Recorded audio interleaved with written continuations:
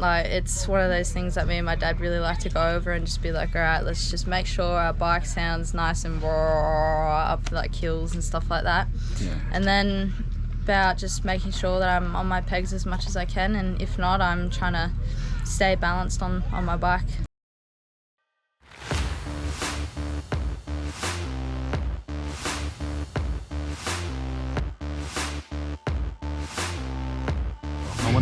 Yeah. Just finished round 1, Australian Hard Enduro Championship. Tell us about your ride. My ride was very long. I got 3 laps in total, so I was very stoked with that. First lap I was feeling really nice. Second lap I was starting to cramp, and then the third lap I was just in like survival mode. So yeah. Talk me through a lap. What's going on out there? For anybody that's never done a hard enduro race, they're thinking about it, what's happening out there on the track? So a lot of it's like quite looking ahead, making sure that you're looking at the hill and being like, okay, this is the line that I need to pick. Most of the time when you're out there, you're quite by yourself, unless you get to somewhere that's like really hard and everyone's just sitting there at a bottleneck waiting for their turn. So this track is the Kosciuszko Killer. It's down on Kooryong, right on the Victorian border. It's known for the first feature of the property, which is called the Rocky Mile. You would have got in there, it would have been pretty crowded. What was going on when you got there? When I got there, it was actually quite empty. I was like, yes, because today's conditions, it's really dry and dusty. So yeah, I was hoping that by the time I got there, no one was going to be there, which thankfully it was. Personally, I really like the Rocky Mile. I think it's a really fun start to the race. But after a couple of laps, I'm like, oh, why does this have to be here? What was your approach to it? How'd you go? Are you getting in there and having a go and keeping the bike loud, or are you just picking a line and creeping up it? Yeah, I like to at the start of it, I like to give it a good scream of the bike, make sure I get up nice and fast. Yeah. And then by the time I get halfway up the hill, I just kind of crawling up, picking my lines, being smart about it. What's your technique to keeping a bike controlled while riding up something? You know, it's Rocky Mile, obviously there's a lot of loose rock in there. What are you doing to keep the bike under control? Making sure that we've got really good clutch control, so like slipping that clutch, making sure our revs are nice and low. So if we do happen to whiskey throttle, we've got our clutch in and nothing's really going to happen. Anybody that's listening and is thinking about this sport, clutch control is number 1. Yeah. Do you put a lot of effort into that? Yeah, 100%. Like, it's one of those things that me and my dad really like to go over and just be like, all right, let's just make sure our bike sounds nice and raw up like hills and stuff like that.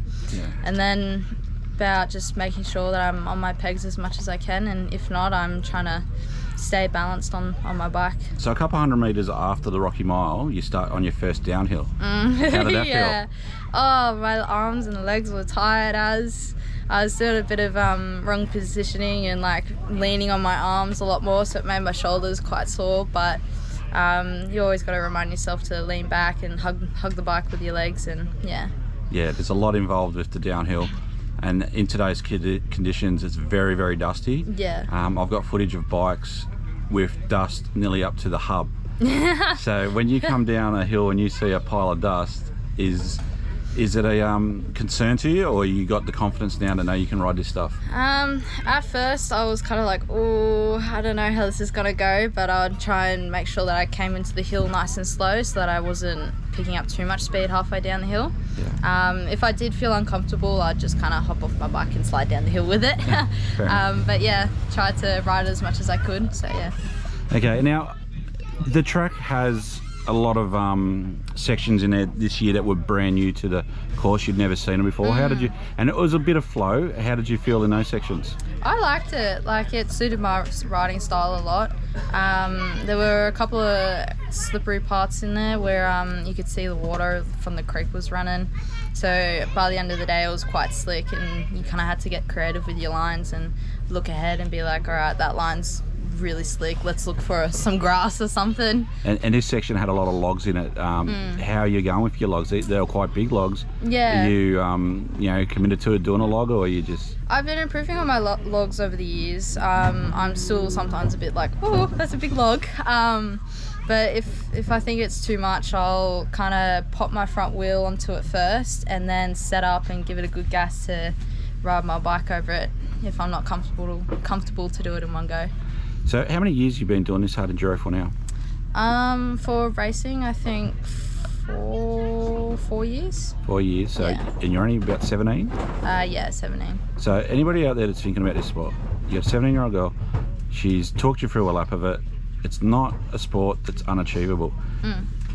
Think about the benefits that you'll gain from picking up something like this, the clutch controls, what we've talked about and so on. And it's just going to make your riding a lot better in general when you just go out and ride with your friends. Yeah, 100%. So what's for the rest of the season? Just same. Chase the calendar and wherever the races are. Pretty much, just try and chase Yazzie because she absolutely smashed it today. So that would be my goal, to chase her throughout the season. Well, it's really good that Yazzie's come back. She's comes and goes from the scene with whatever's going on with family and so on. So if she's back for the season, it'd be really good that you chase each other. It'd be good because I think she's now in her first season after juniors as well. So it's really good that you've got a series where you can actually compete. So. Yeah, I was super excited. I was like, yes. Yeah. Well, that's great. It's awesome to chat with you. We're going to follow you around for the season and see how you go. And you look like you're smiling after this event. Hopefully we make them a bit harder so you're not all happy and enjoy, because you'll see me crying in the pits. Mate, that's what we want, isn't it? It's a hard enduro for a reason. No, it's amazing watching you guys out there, and I hope that you all band together and make a good season out of it. Yeah, thank you. Thank you.